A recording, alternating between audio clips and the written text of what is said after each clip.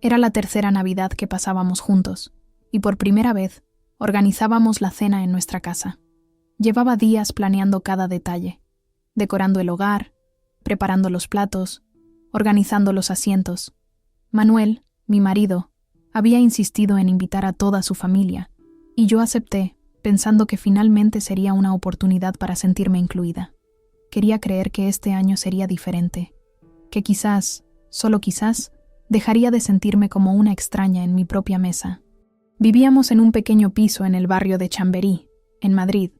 No era grande, pero lo habíamos reformado con mucho cariño. Las paredes color vainilla, los muebles de madera oscura y las fotografías familiares creaban un ambiente acogedor, o eso creía yo. Desde el momento en que sus padres llegaron, pude sentir el familiar aire de condescendencia.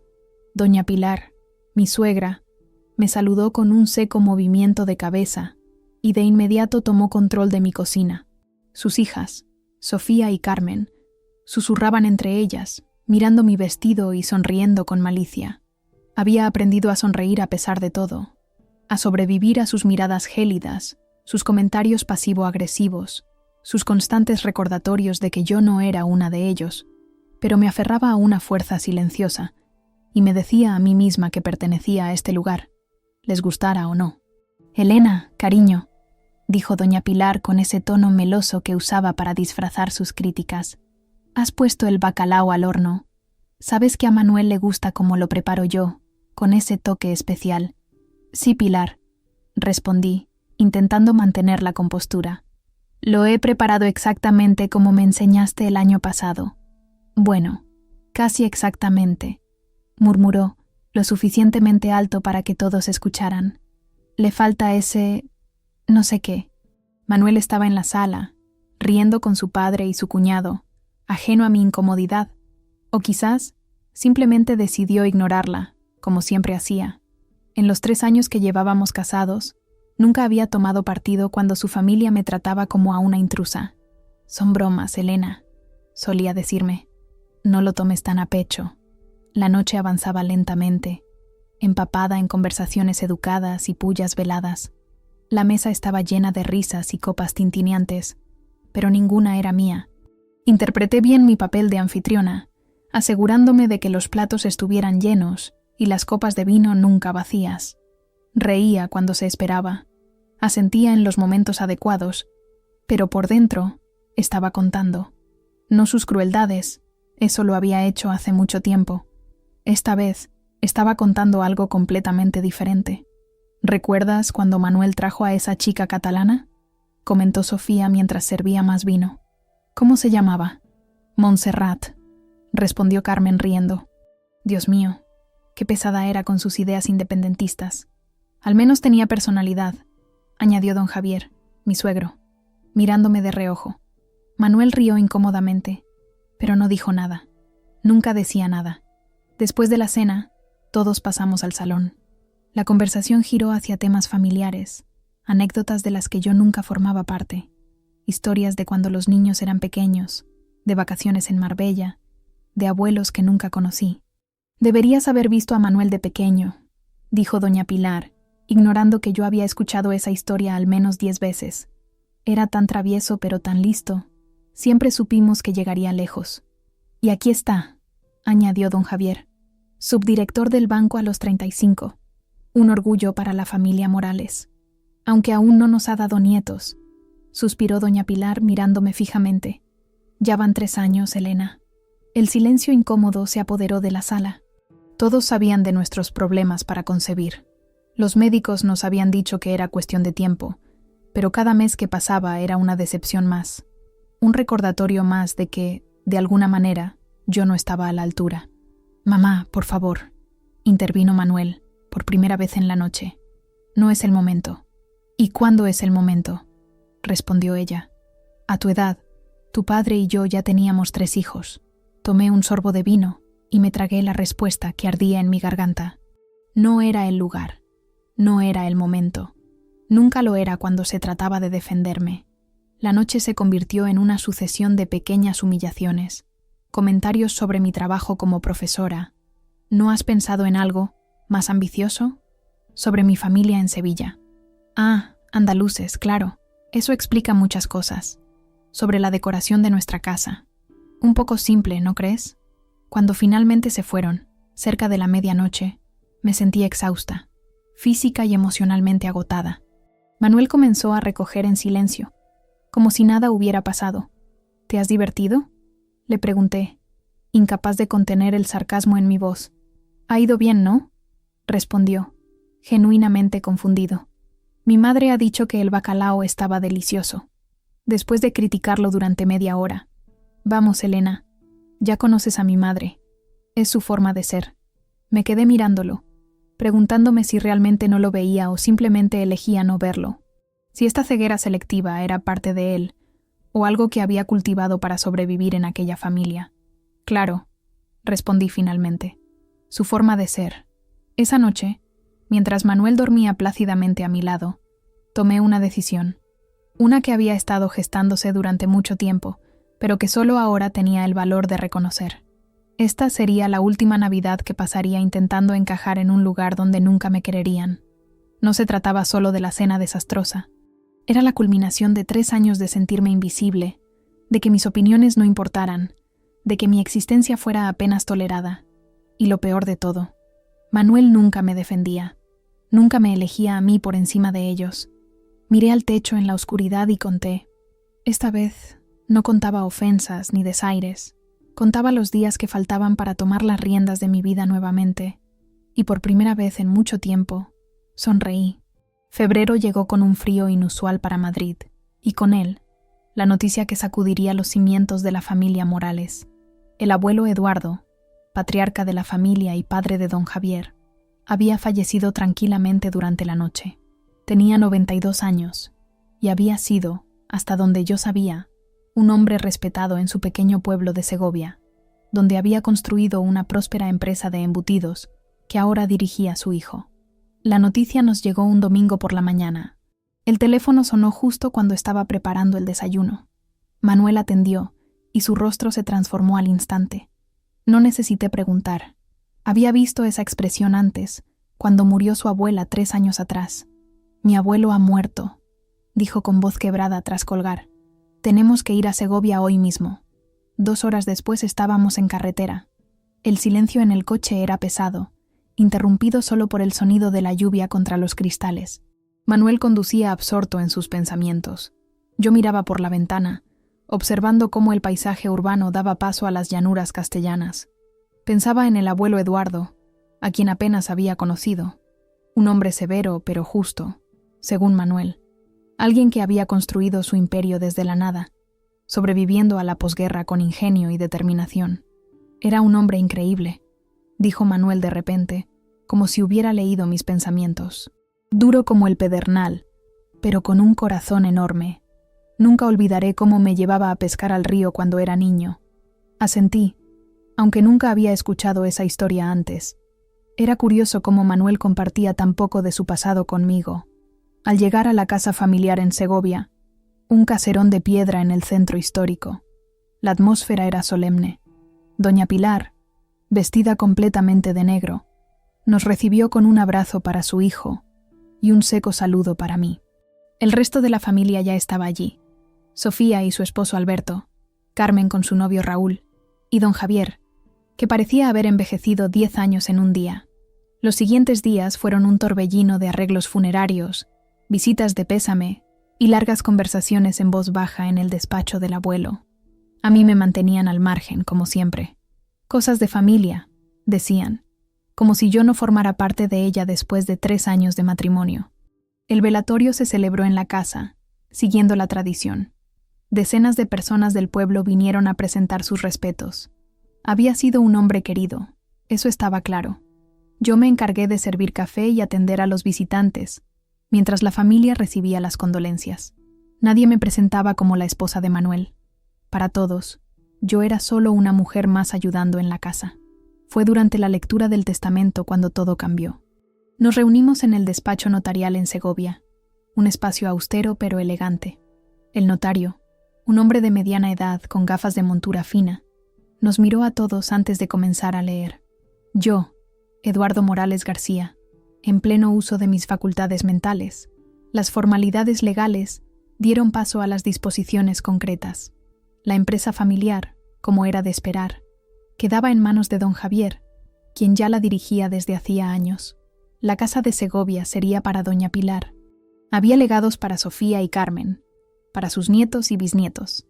Y entonces, el notario hizo una pausa, ajustándose las gafas antes de continuar.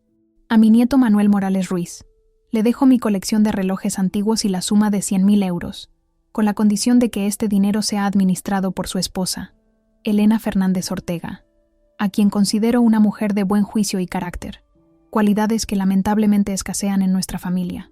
El silencio que siguió fue absoluto. Podía sentir todas las miradas clavadas en mí, algunas de incredulidad, otras de indignación mal disimulada. Manuel me miraba boquiabierto, como si me viera por primera vez. «Debe haber un error», intervino doña Pilar, rompiendo el silencio. Mi suegro apenas conocía a Elena. Seguramente quiso decir que el dinero fuera administrado por Javier o por mí. El notario negó con la cabeza. «No hay error, señora. El testamento fue revisado y firmado por don Eduardo hace apenas 6 meses. Estaba perfectamente lúcido y fue muy específico en este punto». Lo que siguió fue una cascada de protestas y argumentos. Que si el abuelo estaba senil, que si yo lo había manipulado de alguna manera, que si era una ofensa a la tradición familiar. Yo permanecí en silencio, tan sorprendida como ellos. Era cierto que había hablado con el abuelo Eduardo durante las pocas visitas familiares, pero nunca imaginé que me tuviera en tal estima. De regreso a casa, en el coche, Manuel finalmente habló. ¿Sabías algo de esto? Su tono era acusatorio.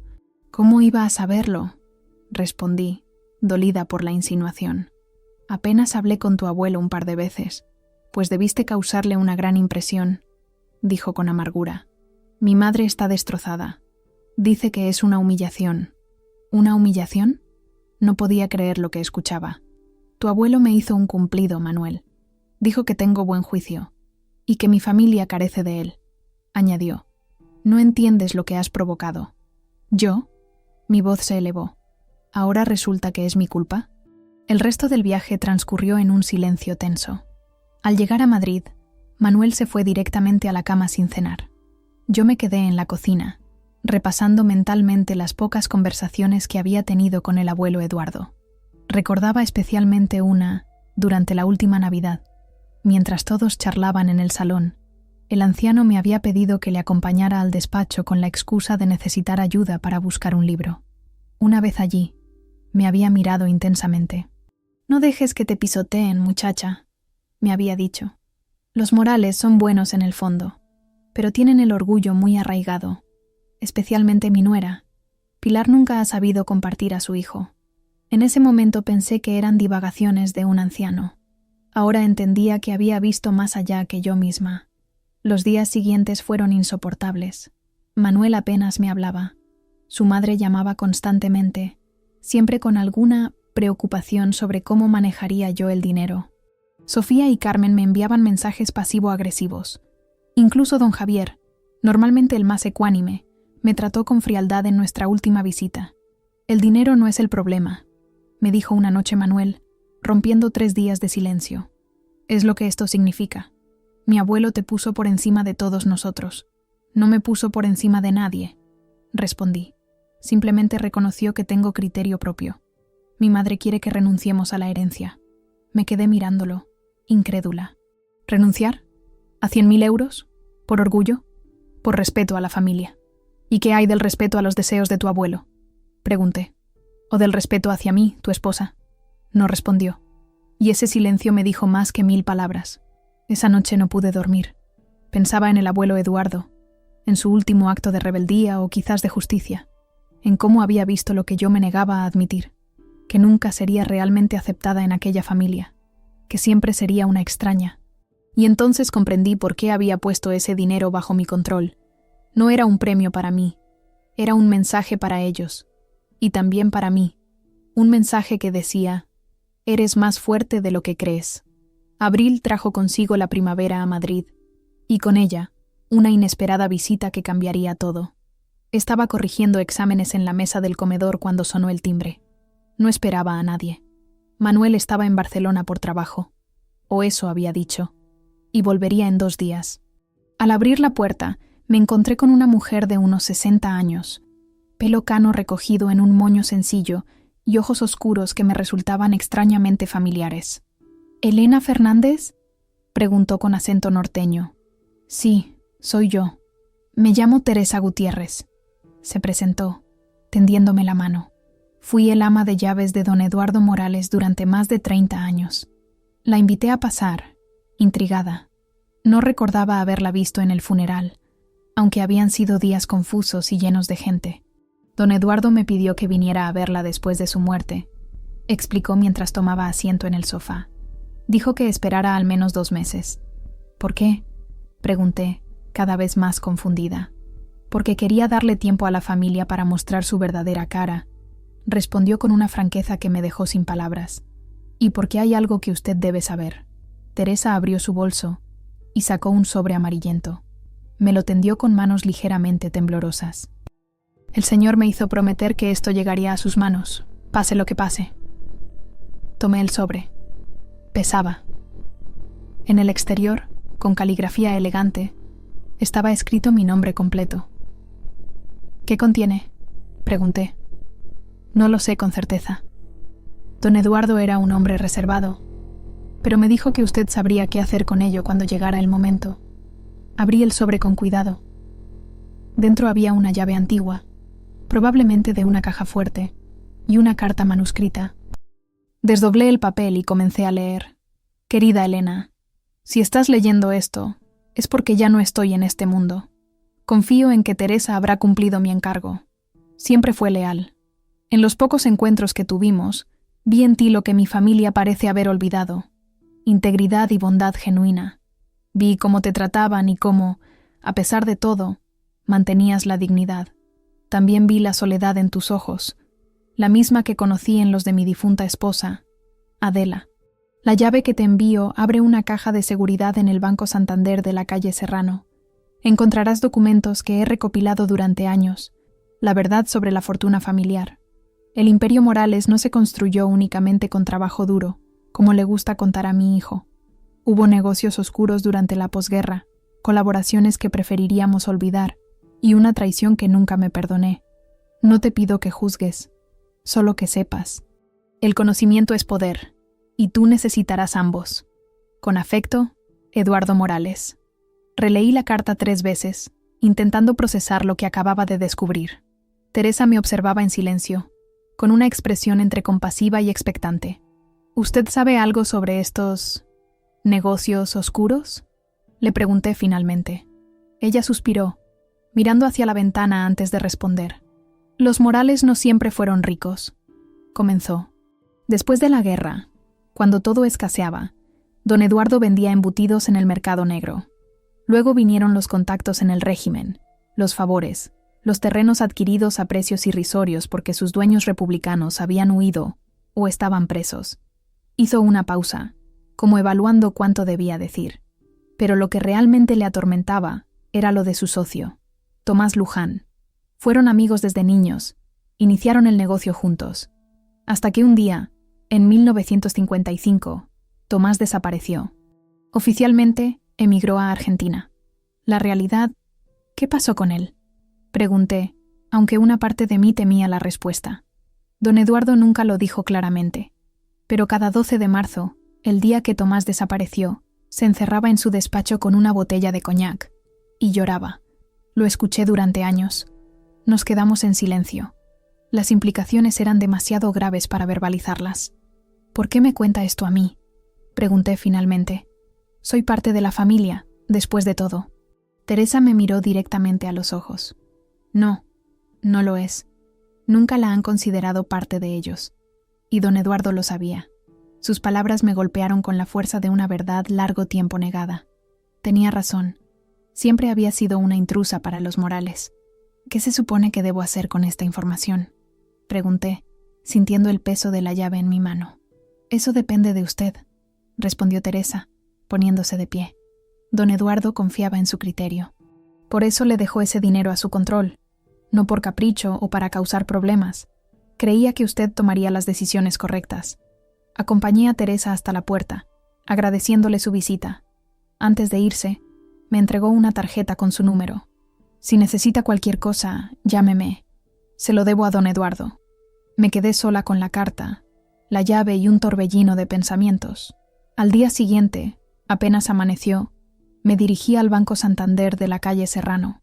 La caja de seguridad contenía exactamente lo que Eduardo había prometido: documentos, fotografías, recortes de periódicos amarillentos y un diario personal con anotaciones que se extendían por décadas.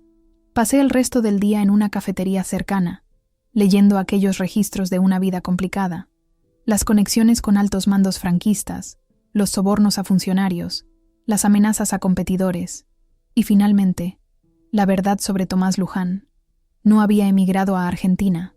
Había muerto en una disputa con Eduardo, un accidente según el diario, cuando ambos peleaban por el control del negocio. Lo enterré yo mismo, había escrito Eduardo, en el bosque cerca de la finca. Mi Adela fue la única que supo. Me ayudó a cubrir las huellas. Nunca volvimos a hablar de ello, pero desde entonces algo se rompió entre nosotros. No dormí aquella noche. Estaba atrapada en un dilema moral. Debía mantener el secreto de un hombre muerto, o tenía la responsabilidad de hacer algo con aquella información. El regreso de Manuel 2 días después solo complicó las cosas. Llegó cansado pero de buen humor, trayéndome un regalo de Barcelona. Me besó como si nada hubiera pasado, como si no lleváramos semanas apenas hablando por el asunto de la herencia. «Te he echado de menos», dijo mientras deshacía la maleta. «He estado pensando mucho, Elena. Creo que deberíamos aceptar el dinero de mi abuelo. Al fin y al cabo, era su voluntad». Lo miré, sorprendida por este repentino cambio de actitud. ¿Qué había ocurrido en Barcelona para hacerle cambiar de opinión? «¿Y qué hay de tu madre?», pregunté. Estaba bastante decidida a que renunciáramos. «He hablado con ella», respondió evitando mi mirada. «Lo entiende. Algo no encajaba. Doña Pilar nunca cedía tan fácilmente, y Manuel parecía nervioso, casi culpable. «Te conozco, Manuel», insistí. «¿Qué está pasando?». Se sentó en la cama, suspirando profundamente. «La empresa va mal», confesó finalmente. «Muy mal. El último trimestre ha sido un desastre. Necesitamos liquidez urgentemente o tendremos que despedir a la mitad de la plantilla. ¿Y por eso ahora sí quieres el dinero del abuelo?», pregunté, sintiendo cómo la decepción se mezclaba con la rabia. «¿Para salvar el negocio familiar? Es una situación temporal», se defendió. «Lo devolveremos en cuanto podamos». «¿Devolveremos?». «El abuelo lo dejó bajo mi administración, Manuel. No para rescatar empresas». Su rostro se endureció. «Es dinero de la familia Morales», dijo con una frialdad que nunca había visto en él. «Y la empresa es el legado de mi abuelo. ¿Crees que él no querría salvarlo?». «De hecho, creo que no», respondí sin pensar, recordando los documentos que había leído. Creo que tenía sus propias ideas sobre el legado de los Morales. «¿Qué quieres decir?». Me di cuenta demasiado tarde de que había dicho más de lo que debía. Manuel me miraba fijamente, esperando una explicación que no podía darle sin revelar lo que sabía. «Nada», dije, intentando restarle importancia. Solo que parecía tener sus propias opiniones sobre cómo debían hacerse las cosas. Manuel se acercó, tomándome por los hombros con más fuerza de la necesaria. «¿Has hablado con alguien? ¿Te ha contactado alguien de la familia?». «No», mentí, sintiendo cómo el corazón me latía aceleradamente. ¿Por qué iba a hacerlo? Me miró durante unos segundos más, como evaluando si decía la verdad. Finalmente me soltó, aparentemente convencido. «Lo siento», dijo, pasándose la mano por el pelo. «Estoy muy estresado con todo esto. No quería asustarte, pero sí me había asustado. No solo por su reacción, sino por lo que implicaba. Los Morales ocultaban algo más, algo que no estaba en los documentos de Eduardo, y temían que yo lo descubriera. Esa noche, mientras Manuel dormía, tomé una decisión. No podía seguir viviendo así, entre mentiras y secretos. No podía seguir siendo la extraña en una familia construida sobre cimientos podridos. Era hora de enfrentarme a la verdad, toda la verdad, y actuar en consecuencia. Llamé a Teresa Gutiérrez. Necesitaba saber más. Teresa me recogió en el Parque del Retiro al día siguiente. Había preferido no hablar por teléfono. temiendo que Manuel pudiera escuchar. Algo en su mirada nerviosa me hizo sentir que no exageraba con mis precauciones. No debería estar haciendo esto, dijo mientras caminábamos por el paseo de los plátanos. Don Eduardo me pidió que le entregara los documentos, no que me involucrara más.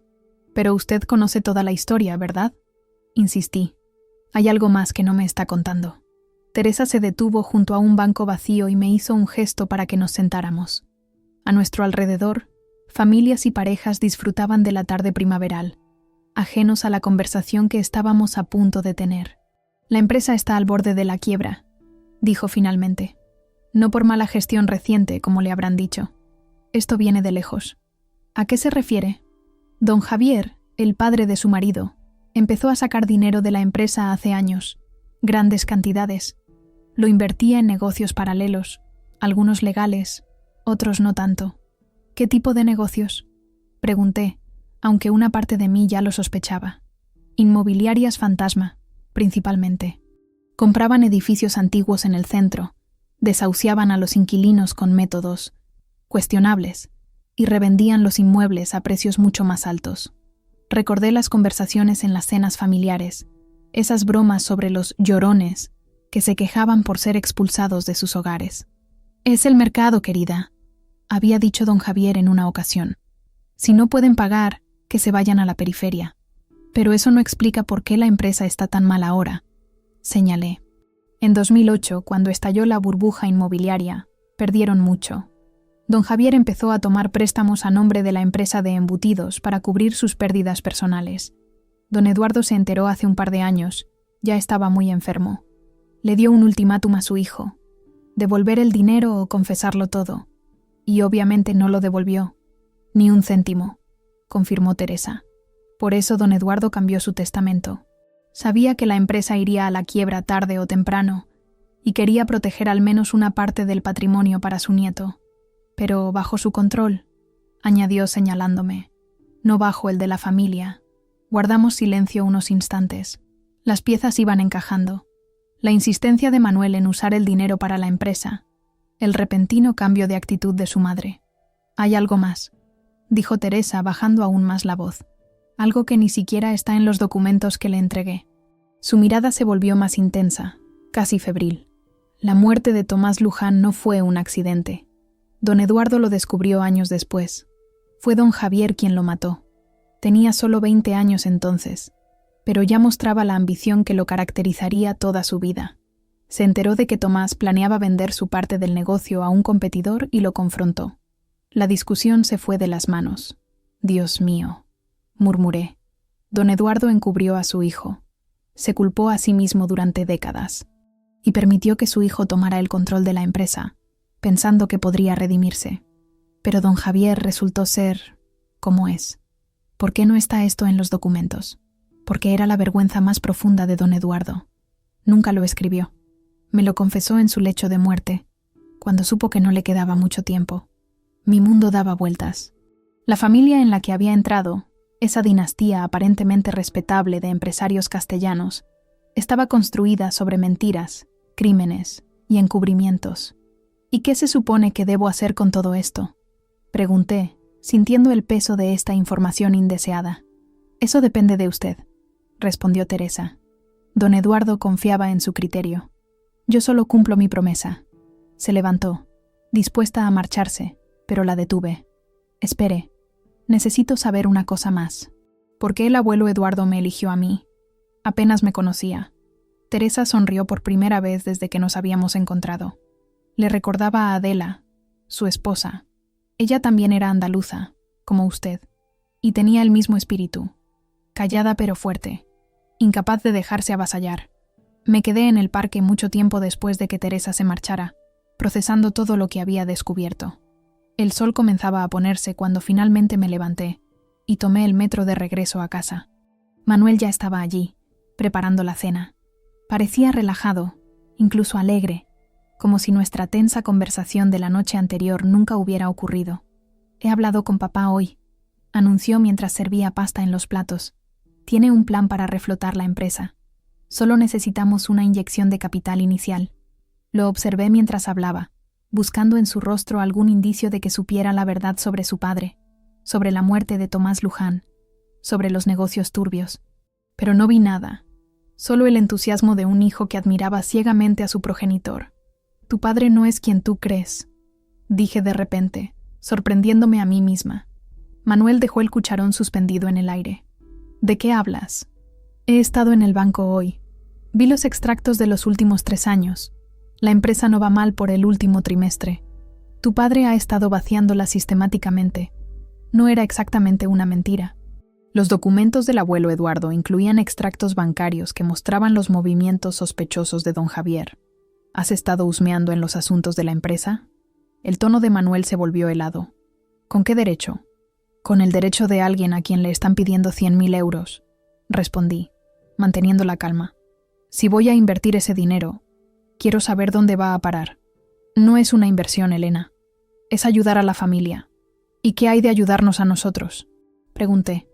Llevamos 3 años intentando tener un hijo. Ese dinero podría pagar tratamientos de fertilidad. Podríamos adoptar. Eso puede esperar. Me interrumpió. La empresa no. Lo miré fijamente, incapaz de reconocer al hombre con quien me había casado. Siempre había sabido que los Morales venían primero para él, pero nunca había sido tan evidente como en ese momento. Creo que deberíamos separarnos, dije con una tranquilidad que no sentía. Manuel me miró como si me hubiera vuelto loca. ¿De qué demonios hablas? ¿Por una discusión sobre dinero? No es el dinero, Manuel. Nunca ha sido el dinero. Es que no existo para ti cuando tu familia está en juego. Y nunca existiré. Se acercó a mí, intentando tomarme de las manos, pero me aparté. Elena, por favor. Estás exagerando. Claro que existes para mí. Te quiero. ¿Me quieres? Sonreí con tristeza. ¿Cuándo fue la última vez que me defendiste frente a tu madre? ¿Cuándo pusiste mis necesidades por encima de las de tu familia? No pudo responder. Exacto, dije. Ni una sola vez en 3 años. Esa noche dormimos en habitaciones separadas.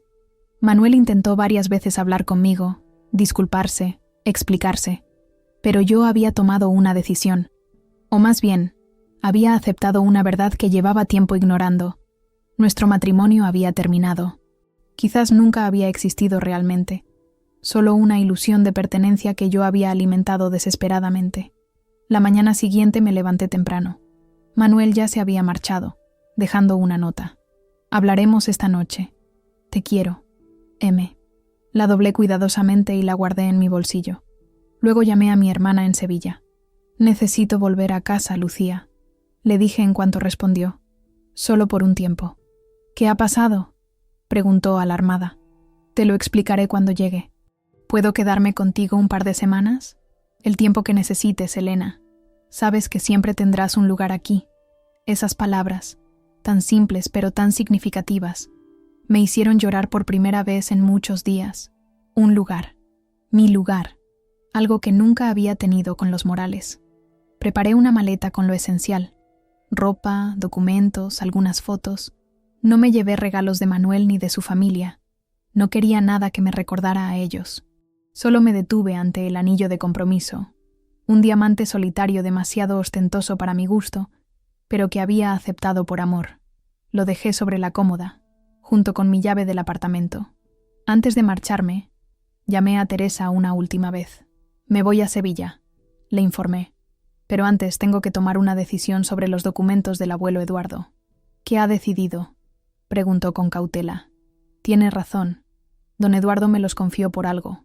Creo que quería que hiciera lo correcto. Y entonces le expliqué exactamente qué entendía yo por hacer lo correcto. El AVE a Sevilla salía a las 2 de la tarde. Tenía tiempo suficiente para hacer una última parada. El despacho de Ernesto Vidal, abogado de confianza y viejo amigo de mi padre, se encontraba en un edificio señorial del barrio de Salamanca. Lo había llamado esa misma mañana, explicándole brevemente la situación. Accedió a recibirme de inmediato. «Has hecho lo correcto al venir, Elena», me dijo después de revisar los documentos. «Esto es explosivo, por decirlo suavemente». Ernesto, un hombre de 60 y tantos años con una pulcra barba blanca, se quitó las gafas y se masajeó el puente de la nariz. Llevábamos más de 1 hora repasando el contenido de la caja de seguridad. «¿Qué opciones tengo?» «Legalmente, varias», respondió. Podrías denunciar a tu suegro por malversación, presentar estos documentos a la junta directiva de la empresa, incluso abrir una investigación por la muerte de Tomás Luján, aunque después de tantas décadas sería complicado. Hizo una pausa, mirándome fijamente. La pregunta es, ¿qué quieres conseguir con esto? Era una buena pregunta. ¿Venganza? ¿Justicia? ¿O simplemente liberarme de todo aquello? Quiero protegerme, respondí finalmente, y quiero que la verdad salga a la luz. Pero no necesito destruir a nadie en el proceso. Ernesto asintió, como si hubiera esperado esa respuesta. En ese caso, sugiero un enfoque más estratégico.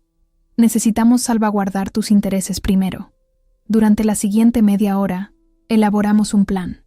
Ernesto redactaría un documento legal, una especie de acuerdo que yo presentaría a los Morales. A cambio de mi silencio sobre sus actividades ilícitas, exigiría 3 cosas: un divorcio rápido y sin complicaciones, la renuncia a cualquier reclamación sobre los 100.000 euros que me había dejado el abuelo Eduardo, y una compensación económica por los 3 años de matrimonio. No quiero su dinero, protesté al oír esto último. No es por codicia, Elena, explicó Ernesto. Es para garantizar que te tomen en serio. Si no pides nada, pensarán que estás de farol. Acepté a regañadientes. Lo último que quería era prolongar mi vínculo con aquella familia, ni siquiera a través de un proceso legal. ¿Y qué pasa con la empresa?, pregunté. Con los trabajadores que perderán sus empleos si quiebra. Esa parte es más complicada, admitió Ernesto. Legalmente no es tu responsabilidad, pero entiendo tu preocupación. Reflexionó un momento antes de continuar. Podríamos incluir una cláusula. Si don Javier devuelve el dinero que ha desviado y reorganiza la empresa bajo una nueva dirección, tú no harás públicos los documentos. Me pareció justo. No quería que gente inocente pagara por los pecados de los Morales. Ernesto prometió tener el documento listo esa misma tarde y enviármelo a Sevilla para que lo revisara. Mientras tanto, yo tenía un tren que tomar. El viaje hasta Andalucía me dio tiempo para pensar. Volver a casa, a mi tierra, me producía sentimientos encontrados, alegría por reunirme con mi familia, vergüenza por regresar como un matrimonio fracasado, y algo más difícil de definir, alivio quizás, la sensación de quitarme un peso de encima que no sabía que estaba cargando. Lucía me esperaba en la estación Santa Justa, con su sonrisa cálida y sus brazos abiertos. No hizo preguntas cuando me aferré a ella y lloré silenciosamente. Simplemente me llevó a su apartamento en Triana, me preparó un té y esperó a que estuviera lista para hablar. Se lo conté todo. El desprecio constante de la familia Morales, la herencia del abuelo Eduardo, los documentos incriminatorios, la verdad sobre don Javier. Lucía escuchó sin interrumpir, aunque sus ojos se abrían más y más con cada revelación. Siempre supe que ese Manuel no era lo suficientemente bueno para ti, dijo cuando terminé. Demasiado estirado, demasiado madrileño. Reí por primera vez en días. Mi hermana y su eterno recelo hacia todo lo que viniera del norte de Despeñaperros. No es por ser madrileño, Lucía. Es por ser un Morales. Pasé la semana siguiente recuperándome, reconectando con amigos de la infancia, paseando por las calles de Sevilla que tanto había echado de menos. El olor a azahar, el sonido del agua en las fuentes, el acento cantarín de mi gente. Todo me resultaba familiar y extraño a la vez, como si regresara de un largo exilio. Manuel me llamaba constantemente. Al principio no contesté. Luego, cuando Ernesto me envió el documento firmado, decidí que era hora de enfrentarlo. ¿Dónde estás?, fue lo primero que preguntó. En Sevilla, con mi hermana. Te he buscado por todas partes. Tu colegio dice que has pedido una excedencia. ¿Cuándo piensas volver? Su tono era una mezcla de enfado y preocupación. Tan típico de él. Preocupado por mí, pero también molesto por mi independencia. No voy a volver, Manuel. Al menos, no contigo. Silencio al otro lado de la línea. Casi podía visualizarlo, pasándose la mano por el pelo como hacía siempre que se sentía frustrado. Elena, por favor. Sé que cometí un error. Podemos solucionarlo. No es un error, es un patrón, respondí. Y no podemos solucionarlo. Quiero el divorcio. Más silencio. Luego, su voz cambió, volviéndose más fría. ¿Es por el dinero? ¿Por la herencia de mi abuelo? Sabes perfectamente que no. Entonces, ¿por qué ahora? ¿Por qué así, marchándote sin avisar? Era el momento. Respiré hondo antes de responder. Manuel, sé lo de tu padre. Lo sé todo.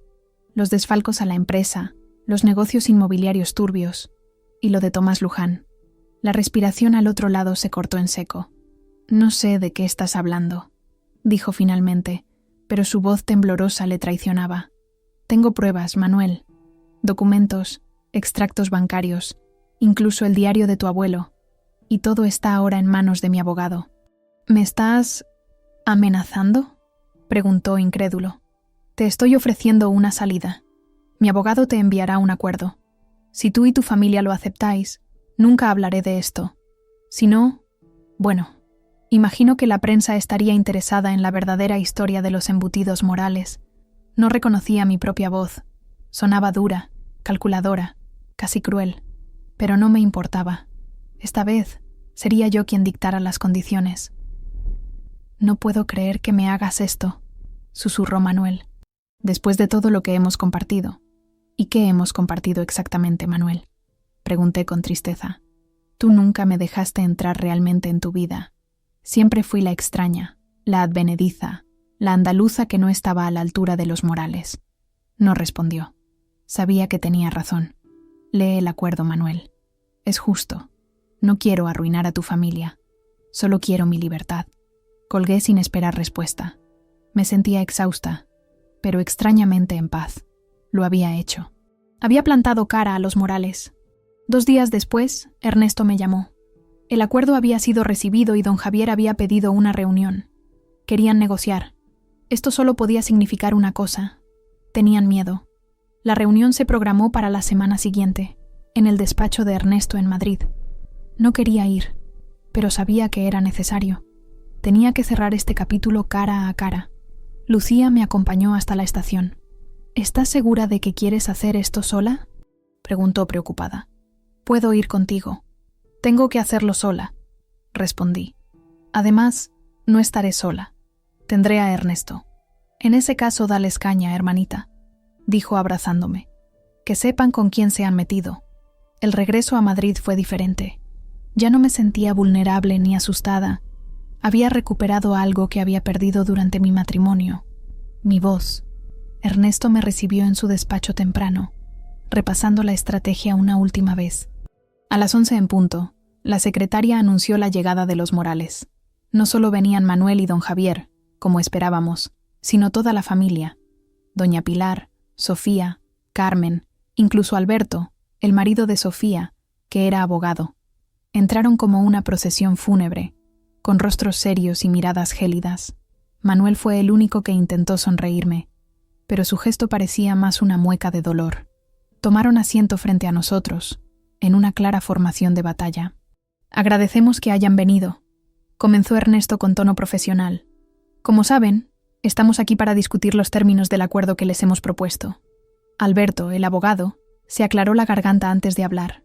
Hemos revisado sus demandas, dijo, como si la palabra le quemara la lengua.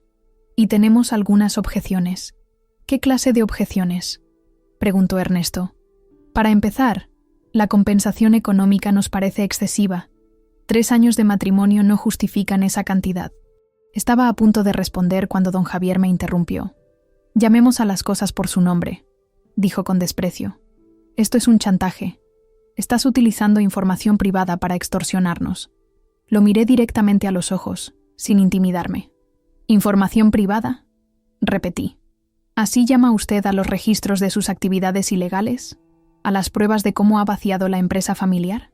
¿O quizás se refiere al pequeño asunto de Tomás Luján? El color abandonó su rostro. Doña Pilar ahogó un grito. Todos los demás miraron a don Javier confundidos. «¿Papá?», murmuró Manuel. «¿De qué está hablando?». Don Javier se levantó bruscamente. «Esto es una emboscada. No vamos a continuar. Si se marchan ahora», intervino Ernesto con calma, «nos veremos obligados a presentar toda la documentación a las autoridades competentes, incluyendo la fiscal». El silencio que siguió fue denso, casi palpable. Finalmente, don Javier volvió a sentarse. «¿Qué quieres exactamente?», preguntó derrotado. «Exactamente lo que dice el acuerdo», respondí. Mi libertad y algo de justicia para las personas a las que han perjudicado. La reunión continuó durante 2 horas más. Discutieron cada punto, intentaron rebajar la compensación, argumentaron sobre plazos y condiciones, pero al final sabían que no tenían alternativa. Firmaron, todos ellos, uno por uno, con rostros que iban desde la rabia hasta la resignación. Manuel fue el último en firmar. Mientras lo hacía, me miró con una mezcla de tristeza y algo que parecía casi admiración. «Nunca te conocí realmente, ¿verdad?», dijo en voz baja. «No», respondí sinceramente.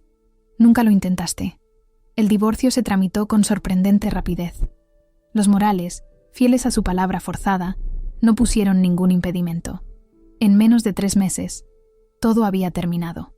Legalmente, volvía a ser simplemente Elena Fernández Ortega, como si esos 3 años nunca hubieran existido. Excepto que sí habían existido, y me habían cambiado profundamente. Decidí quedarme en Sevilla. El colegio donde había trabajado antes de casarme me ofreció recuperar mi plaza como profesora de literatura. Acepté sin dudarlo. Alquilé un pequeño apartamento cerca del Guadalquivir, con vistas al río y al puente de Triana. Era modesto comparado con el piso de Madrid, pero se sentía más hogar que cualquier lugar donde hubiera vivido con Manuel. Los 100.000 euros del abuelo Eduardo permanecían intactos en mi cuenta. No sabía qué hacer con ellos. Por un lado, representaban mi libertad, mi independencia. Por otro, me recordaban constantemente a los Morales, a todo lo que había dejado atrás. Una tarde de octubre, mientras corregía exámenes en una cafetería junto al río, recibí una llamada inesperada. Era Teresa. Pensé que le gustaría saber, dijo sin preámbulos. Don Javier ha dimitido. La empresa tiene nueva dirección. ¿En serio?, pregunté sorprendida. ¿Quién está al frente ahora? Un equipo profesional, gente de fuera de la familia. Y Manuel está colaborando con ellos para devolver el dinero que su padre desvió. Están haciendo las cosas bien. No supe qué decir. Una parte de mí se alegraba por los trabajadores, por el legado del abuelo Eduardo que no se perdería. Otra parte seguía resentida, incapaz de sentir verdadera satisfacción por nada relacionado con esa familia. También hay otra noticia, continuó Teresa. Don Javier ha confesado lo de Tomás Luján. A la familia, quiero decir, no a la policía. Pero algo es algo. ¿Cómo lo han tomado? Como era de esperar. Doña Pilar sigue en negación. Dice que su marido está confundido. Las hijas apenas le hablan. ¿Y Manuel? Bueno, Manuel parece estar procesándolo todo todavía. Guardé silencio, pensando en mi exmarido, en cómo debía sentirse al descubrir que su padre, su héroe, era en realidad un criminal. Un asesino. Le he visto cambiar, añadió Teresa con tono cauteloso. Manuel, quiero decir, ya no es el mismo desde que usted se fue, desde que supo la verdad. La gente no cambia tan fácilmente, respondí, más para mí misma que para ella. A veces hace falta un terremoto para que las personas se replanteen quiénes son, dijo Teresa. Usted fue ese terremoto, Elena. Después de colgar, me quedé mirando al río, pensando en sus palabras. ¿Había sido yo realmente la catalizadora de un cambio en Manuel? ¿En los Morales? Era difícil creerlo, pero también resultaba extrañamente reconfortante. La vida siguió su curso. Me sumergí en mi trabajo, redescubrí viejas amistades, hice nuevas. Comencé a salir ocasionalmente, aunque sin prisa por embarcarme en otra relación. Necesitaba tiempo para reconectar conmigo misma, para redescubrir quién era Elena sin la sombra de los Morales. 6 meses después del divorcio, recibí un paquete por mensajería. No tenía remitente, pero el matasellos era de Madrid. Dentro había una caja de madera bellamente tallada y una nota. Pertenecía a mi abuelo. Creo que él habría querido que la tuvieras tú, Manuel. La caja contenía un reloj antiguo, un Patek Philippe de los años 40. Recordé que el abuelo Eduardo le había dejado su colección de relojes. Este debía ser uno de ellos, probablemente el más valioso. No supe cómo interpretar aquel gesto. ¿Era una ofrenda de paz? ¿Un intento de reconexión? ¿O simplemente un último adiós? Decidí no responder. Guardé el reloj y seguí con mi vida. Pero algo había cambiado. Ya no sentía ira cuando pensaba en Manuel, solo una especie de triste comprensión. Había sido tanto víctima como perpetuador del sistema tóxico de los Morales. La primavera llegó a Sevilla con una explosión de color y aroma. El azahar perfumaba las calles, las terrazas se llenaban, la ciudad vibraba con una energía renovada. Yo también me sentía renovada. Había comenzado a escribir un libro, una novela basada libremente en mi experiencia. Era terapéutico, catártico. Y entonces, una tarde de abril, mientras tomaba un café en la Plaza del Salvador, lo vi. Manuel, a pocos metros, mirando un mapa como cualquier turista desorientado. No me había visto todavía. Tuve un segundo para decidir. ¿Me marchaba discretamente o me quedaba? La curiosidad pudo más. Me quedé. Cuando finalmente levantó la vista y me vio, su expresión pasó del asombro a la duda y finalmente a una cautelosa alegría. Se acercó lentamente, como preguntándose si sería bienvenido. «Elena», dijo simplemente cuando llegó a mi mesa. «Manuel», respondí. «Qué sorpresa. Estoy aquí por trabajo», explicó rápidamente, como si temiera que pensara que me estaba siguiendo. «La empresa ha abierto una delegación en Andalucía y...» «Está bien», le interrumpí con una sonrisa. «No necesitas explicarte. Siéntate si quieres». Parecía distinto, más delgado, con algunas canas nuevas en las sienes, pero sobre todo, diferente en su manera de moverse, de hablar. Menos rígido, menos... Morales. «Te sienta bien, Sevilla», comentó observándome. «Pareces feliz». «Lo soy», confirmé, y me sorprendí al darme cuenta de que era completamente cierto. «¿Qué tal está tu familia?» «Sobreviviendo», respondió con una mueca. «Papá se ha retirado a una finca que tenemos en Toledo. Apenas hablo con él. Mamá va a visitarlo algunos fines de semana, pero las cosas no son como antes entre ellos. Mis hermanas, bueno, están procesándolo a su manera. ¿Y tú?» Se tomó un momento antes de responder. «Yo estoy reconstruyendo. La empresa, mi vida, mi idea de quién soy realmente». Hablamos durante horas. Me contó cómo había descubierto más detalles sobre las acciones de su padre, cómo había decidido asumir la responsabilidad de salvar lo que quedaba de la empresa familiar, no por el apellido Morales, sino por los trabajadores. Me habló de terapia, de perdón, de buscar su propio camino. No mencionó reconciliación, ni arrepentimiento por nuestro matrimonio fallido. Tampoco lo hice yo. Algunas heridas son demasiado profundas, algunos puentes demasiado quemados, pero había algo nuevo entre nosotros. Respeto. Quizás incluso el inicio de una frágil amistad. Cuando nos despedimos, me preguntó por el dinero del abuelo Eduardo. ¿Has decidido qué hacer con él? Negué con la cabeza. Todavía no. No se siente correcto usarlo para mí misma, pero tampoco quiero devolverlo. Manuel asintió, comprensivo. Mi abuelo tenía razón sobre ti, dijo. Eres una mujer de buen juicio. Sea lo que sea que decidas, estará bien. Esa noche, después de que Manuel regresara a su hotel, me senté en mi pequeño balcón con vistas al río. La brisa traía el aroma del jazmín y el lejano sonido de una guitarra flamenca. Pensé en el abuelo Eduardo, en su legado contradictorio, en la confianza que había depositado en mí, y de repente supe exactamente qué hacer con el dinero. Una semana después, firmé los papeles para crear una fundación. La llamé Segunda Oportunidad. Su objetivo: proporcionar ayuda legal y económica a personas desahuciadas injustamente, especialmente mayores y familias vulnerables. Aquellos a quienes don Javier y otros como él habían despojado de sus hogares por beneficio propio. Los 100.000 euros serían solo el comienzo. Contraté a un equipo de abogados comprometidos. Establecí alianzas con asociaciones de afectados. Diseñé un plan de acción. Mi experiencia como profesora resultó útil para organizar charlas informativas, para empoderar a la gente con conocimiento. La fundación creció más rápido de lo que habría imaginado. Un año después de su creación, habíamos ayudado a más de 50 familias a recuperar sus hogares o recibir compensaciones justas. Mi libro se publicó y destiné todos los beneficios a la fundación. La historia, aunque ficcionada, resonó con muchas personas que se habían sentido invisibles, ninguneadas, borradas. Un día, recibí una donación anónima de 1 millón de euros. No necesité verificar la procedencia.